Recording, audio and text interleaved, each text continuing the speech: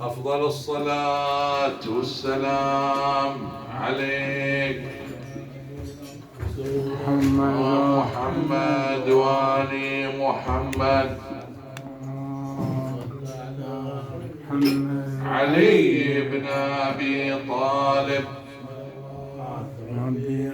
صلي وسلم عليه صلوات ربي عليه. بسم الله الرحمن الرحيم،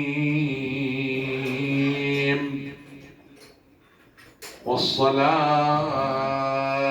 والسلام على أشرف الأنبياء وخاتم المرسلين، أخي الوحي أبي القاسم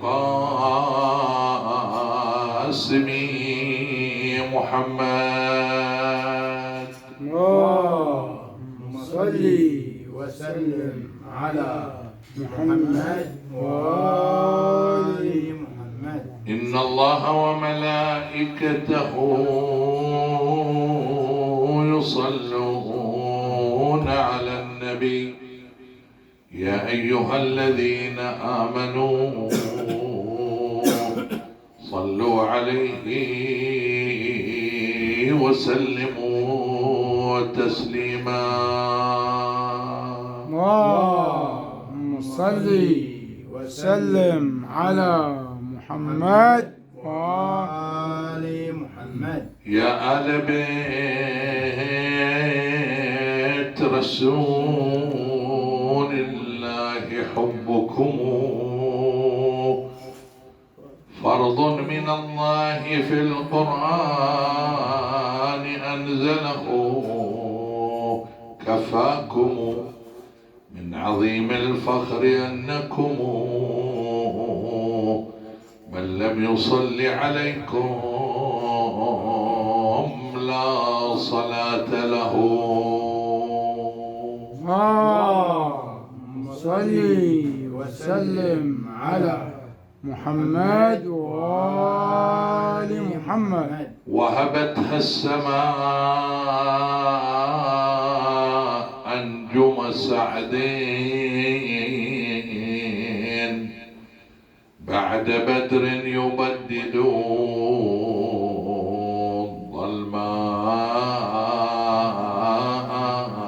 الظلماء. يا أبا الفضل أنت نجل علي وخير من حمل اللواء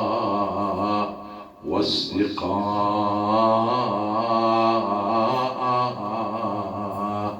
أنت باب إلى الحوائج تقضى وطبيب لمن أراد الشفاء.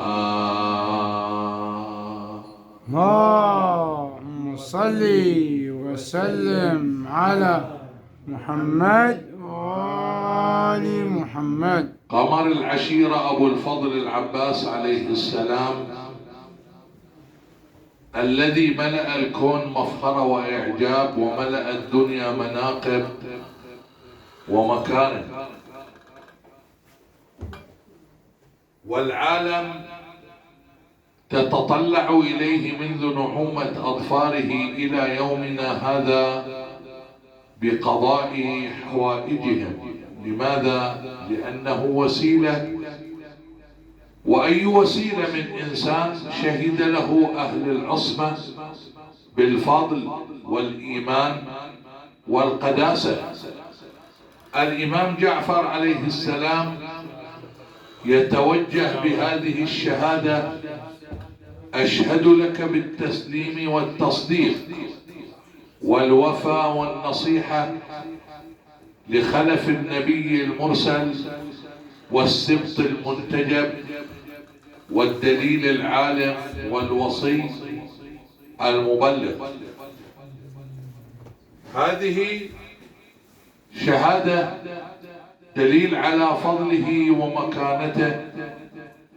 فما تقول إذا كان أحد الأدباء ينظم في شخصية العباس عليه السلام ملحمة تقدر ب5,000 بيت، كلها قافية واحدة، كلها تتحدث عن حياة العباس عليه السلام. أو كاتب كالمظفر عند مؤلف من 3 مجلدات، كل مجلد يحتوي على 600 صفحة بعنوان بطل العلقمي.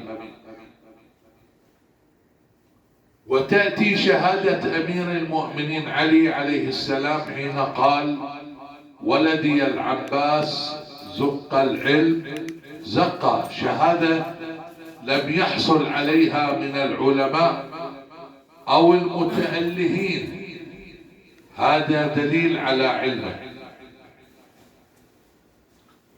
وقد قال الإمام زين العابدين: كان عمي العباس أعبد أصحاب أبي وأعلمهم. لهذا الإمام الحسين عليه السلام يوضح عظمة باب الحوائج حين قال: أنت كبش كتيبتي. ومعنى الكبش الذي يجمع الآراء ويكون رأيه فوق كل رأي. لهذا أمير المؤمنين علي عليه السلام لما أراد أن يتزوج قال لأخيه عقيل: ابغ لي امرأة ولدتها الفحول من العرب لأصيب منها ولدا يكون ناصرا لولدي الحسين في يوم كربلاء. قالوا: أينك عن فاطمة بنت حزام الكلابية؟ وإذا هي أم البنين. فلما حملت أم البنين بقمر العشيرة استبشر البيت العلوي ببزوغ هذا النور. ولا غرابة إذا كان من المراجع العظام الشيخ محمد طه نجف في كتابه ترجمة أنصار الحسين سألوه، لم يذكر العباس معهم، هذيل الأنصار ما ذكر ترجمة العباس معهم. لما سألوه قال: لأن العباس يأتي ذكره مع ذكر المعصومين. لماذا؟ قال: لأن نوره من نوره. فلا غرابة إذا كانت العباس هذه المكانة وقد قصد إلى قضاء الحوائج وقضيت ببركة باب الحوائج أبي الفضل العباس لذكره صلوات. اللهم صل وسلم على محمد وآل محمد. أنت باب إلى الحوائج تقضى وطبيب لمن أراد الشفاء. عرف الناس فيه نبع الكرامات فأموا ضريحك المعطاء. فهنيئا لك أم البنين، هنيئا فأبو الفضل بالفضائل جاء. اللهم صل وسلم على محمد وآل محمد. اللهم صل على محمد وآل محمد.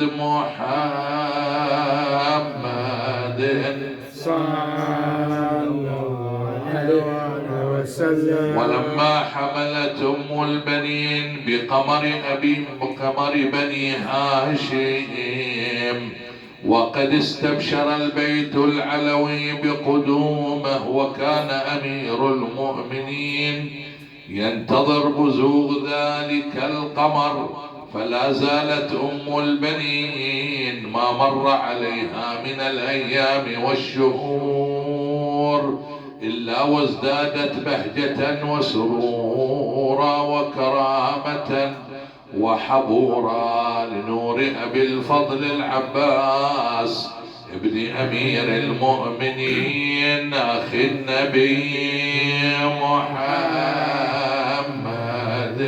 صلى الله عليه وآله وسلم. اللهم صل على محمد وآل محمد. ولما قربت الساعة المباركة دخلنا عليها نساء بني هاشم ليلين منها ما تلي النساء من النساء. هذا وأمير المؤمنين ينتظر بزوغ ذلك القمر، وإذا بالبشارة فإن أم البنين قد وضعت بالعباس أفضل الصلاة والسلام عليك يا رسول الله محمد وآل محمد. صلى عليه ابن أبي طالب صلوات ربي عليه. صلي وسلم صلاة ربي. يا سائلي أين حل الجود والكرم؟ عندي بيان إذا طلابه قدموا. هذا الذي تعرف البطحاء وطأته،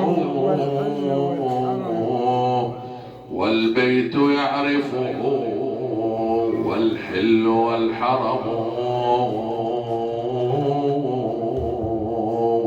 هذا ابن خير عباد الله كلهم، هذا التقي النقي الطاهر العلم.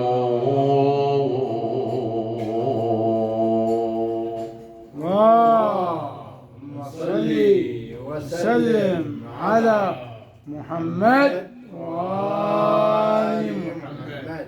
هذا علي رسول الله والده وابن الوصي الذي في سيفه نقم. هذا ابن سيدة النسوان فاطمة صلى عليه الله ما جرى القلم. يكاد يمسكه عرفان راحته ركن الحطيم إذا ما جاء يستلم. يغضي حياء ويغضى من مهابته، فما يكلم إلا حين يبتسم. ما قال لا قط إلا في تشهده، لولا التشهد كانت لاءه نعم. اللهم صل وسلم على محمد وآل محمد. هذا الذي أحمد المختار والده أمست بنور هداه تهتدي الأمم. وليس قولك من هذا بضائره، العرب تعرف من أنكرت والعجم. إذا رأته قريش قال قائلها إلى مكارم هذا ينتهي الكرم. مشتقة من رسول الله نبعته طابت عناصره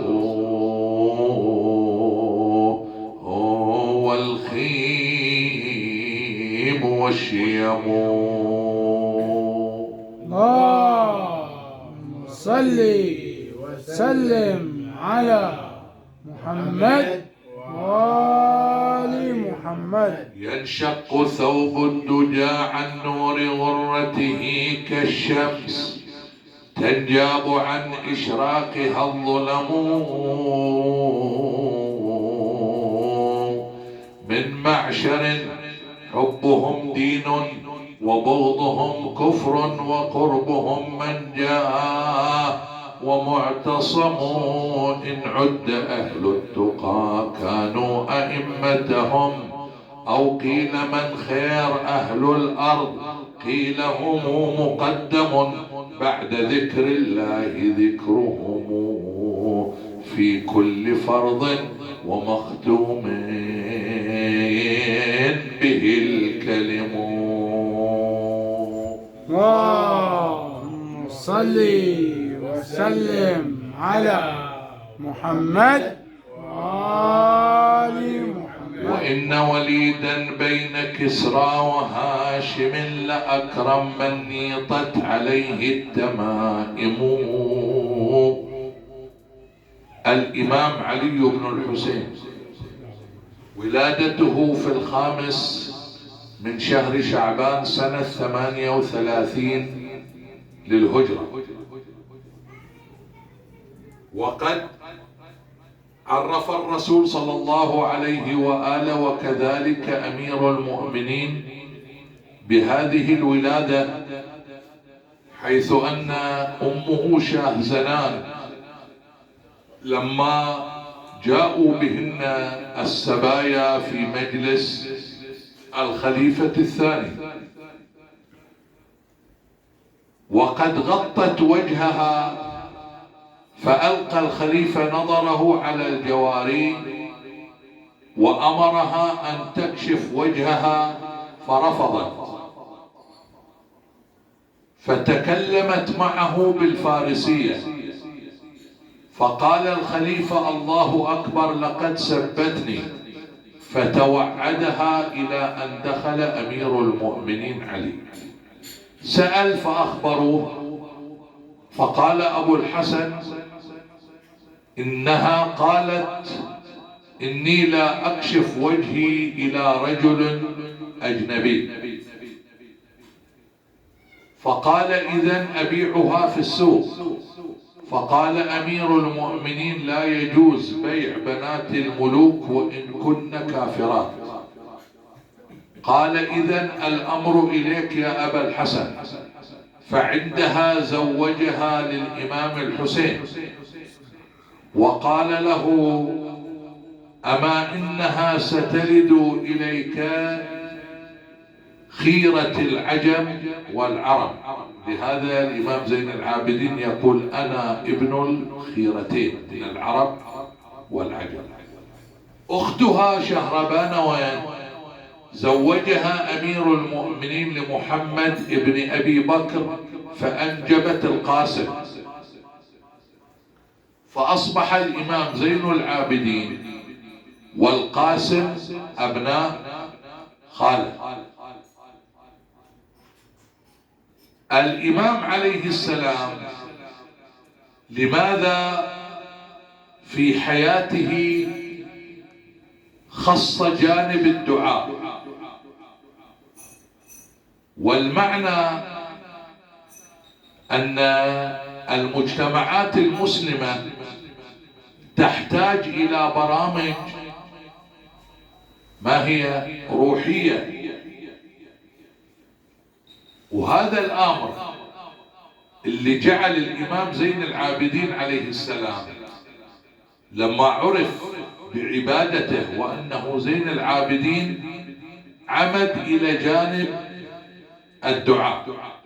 لذا تجد من حياة الإمام الصحيفة السجادية، زبور آل محمد، تتأمل لكل دعاء عند الإمام زين العابدين في صحيفته لا تراه دعاء فقط، ولكن تراه درس عقائدي أخلاقي مملوء من السلوك، العبادة، الورع، العفة، التقوى.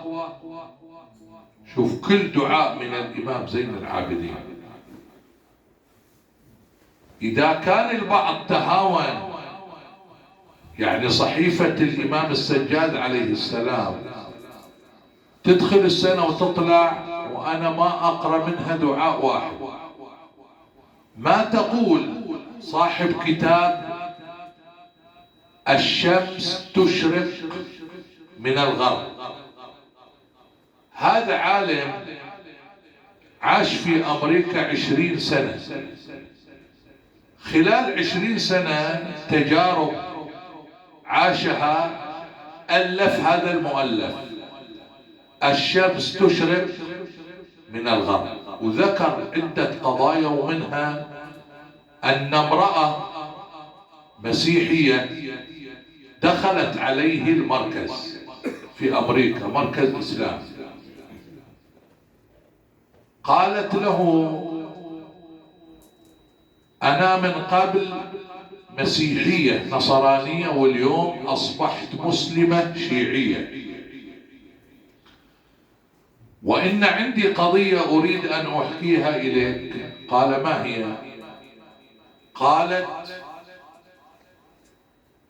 أصابني اكتئاب شديد فقررت الانتحار، لأن هؤلاء إذا كان ما عندهم لا عقيدة لا مبادئ لا قيم، ما عندهم إيمان، إذا واحدهم صابه اكتئاب مثلا كيف يتخلص منه؟ فكر في الانتحار.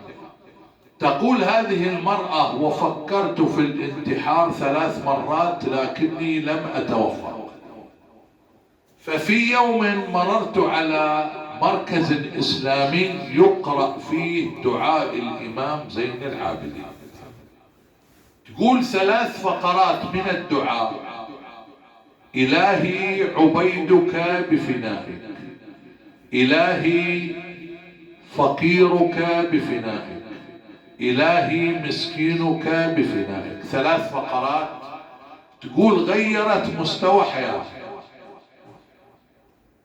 واعتنقت الإسلام وأصبحت شيعية ببركة دعاء الإمام زين العابدين، وصرت مواظبة على أدعية الإمام، وبعدت عني فكرة الانتحار وغيرها. لماذا؟ قالت لأن أدعية الإمام تروح عن النفس. شوف هذه مسيحية وين وصلت ببركة دعاء الإمام علي بن الحسين. وإما في عبادته، حدث أحد الأصحاب يقول: خرجت قاصدا إلى بيت الله الحرام فهبت ريح عاصف سوداء مظلمة ففرقت القافلة. يقول أنا تفرقت عن القافلة وصرت في الصحراء يوما كامل بغير زاد. يقول وأنا تائه في الطريق وإذا برجل يتعبد تميله الريح كالسبل، وقفت من ورائه وهو يتعبد فإذا وصل إلى آية فيها وعد ووعيد أجهش بالبكاء. يقول أنا من جمال صوته ما سمعت صوتا أجمل منه فصرت أبكي لبكائي. لما فرغ قلت أنا لعله عنده ماء يسقيني، أنا ضائع في الصحراء وصحراء قاحلة. يقول فنظرت وإذا من تحت قدمي الإمام عينا تنبع فيها ماء نقي صافي فشربت منه واستغنيت عن الطعام ببركة الإمام زين العابدين صلوات الله. اللهم صل وسلم على محمد وآل محمد. قلت له سيدي إني ضائع فهل أخذتني معك؟ قال له الإمام: لو أنك صادق في التوكل على الله لما ضللت الطريق. فأخذ الإمام بيده يقول: وصرنا نمشي والأرض تطوى بين أيدينا، بين أرجلنا، إلى أن وصلنا إلى مكة. ونظرت وإذا أنا في الكعبة المشرفة وطفت بالبيت. ثم قلت له: سيدي، من أنت بهذه العظمة؟ اليوم الشيخ سجاد متأخر علينا، أعطاك الله العافية إن شاء الله.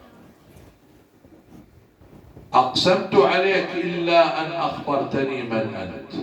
قال: أما إنك قد أقسمت. من أنا؟ فأنا علي بن الحسين بن علي، أنا ابن النبي محمد. صلي وسلم على محمد وآل محمد. سيدي يا أبا محمد، تعلمتنا العبادة والنسك، وأن الصلاة ركن الرشاد. أنت من خط للدعاء أصولا جسدتها صحيفة السجاد. صلي وسلم على محمد وآل محمد. اللهم صل على محمد وآل محمد. محمد صلى الله عليه وسلم. اللهم صل على محمد وآل محمد. لما أراد الله تعالى يظهر وليه وحجته الإمام علي بن الحسين زين العابدين وسيد الساجدين وخازن وصايا المرسلين ابن النبي محمد صلى الله عليه وسلم. حملت به أمه شاهزنان حملا خفيفا، كانت الأنوار تتساطع فلا تحتاج في الليلة الظلماء إلى مصباح، وكانت تسمع في بطنها التسبيح والتقديس والتكبير والثناء لرب العالمين من ابنه رسول الله صلى الله عليه وسلم. وكانت تهتف بها الهواتف وتهنئها بحملها بالإمام عليه السلام. وفي هذا المعنى قول: أفلح من يصلي على الرسول وآل الرسول محمد صلى الله عليه وسلم. علي جمعت فيه المعالي ومن معناه تكتسب اللآلي. علي عالم علم شجاع تقي فاضل خير الخصال ابن النبي محمد صلى الله عليه وسلم. اللهم صل على محمد وآل محمد. ولا زالت تتتابع شهورها بنور الإمام إلى أن قربت الساعة المباركة، حست بقرب الولادة فأرسل الله تعالى عليها نساء عطرات من نساء أهل الجنة ليلين منها ما تلي النساء من النساء، والاستقبال نور الإمام عليه السلام. دخلنا عليها وحففنا بها من كل جانب، فعندها سبحت الملائكة للعزيز الجبار. وكل من كان حاضرا كل يقول سبحان الله والحمد لله ولا إله إلا الله والله أكبر الله أكبر ولله الحمد. هذا وأمه فرح مستبشرة عندها تساطعت الأنوار وتجلى وجه الملك الجبار. وبينما الأرض والسماء بالانتظار إذ وضعت بالإمام أفضل الصلاة والسلام عليك يا رسول الله محمد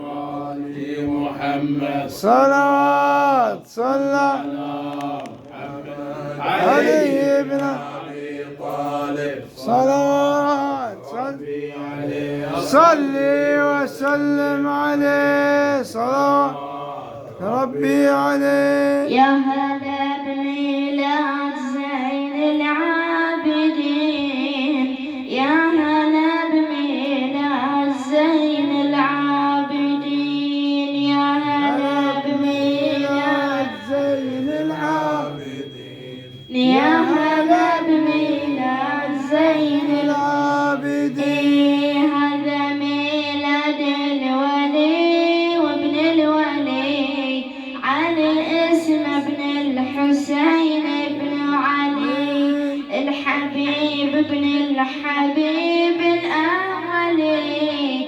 هذا يسوى روحي وأحبابي وهني بمولده للباري نسجد سجدتين. يا هلا بميلاد زين العابدين، يا هلا بميلاد زين العابدين. حجة الله وآيته وابن الحجاج فدوله العين تفداه المهاج. جينا ولسان الحوايج بلهاج، جينا نتوسل إلى ومنا الفرج بمولدة عاد فرحة للعزين. يا هلا بميلاد زين العابدين، يا هلا بميلاد زين العابدين. يا علي بمسحتك تشفي العلل، ارجع الغياب لنا بالأمان. نقسم عليك بعلي خير العمل، تصبح الفرحة علينا فرحتين. يا هلا بميلاد العابدين، يا هلا بميلاد زين العابدين. يا علي كل الحفل طلابك، جيت انت والله لنا جابك.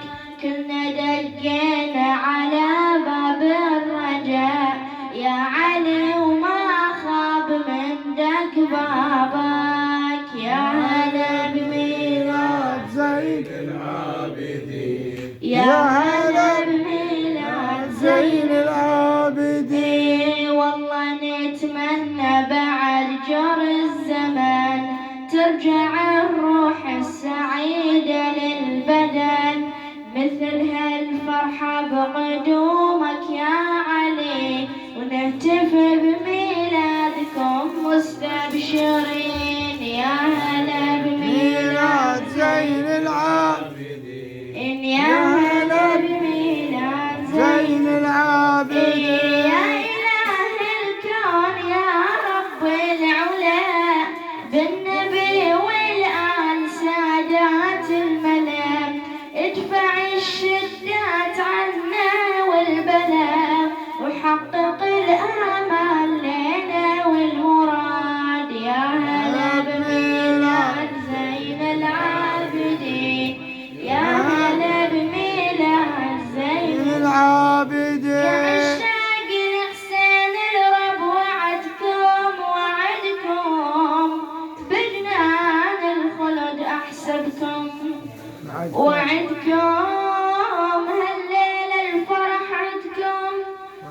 وعدكم الرسول عترته حضرة وسوية.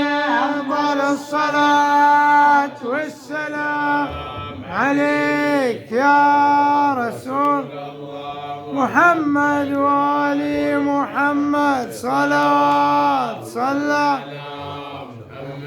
علي ابن أبي طالب. صلوات ربي صلي وسلم عليه. صلوات ربي عليه.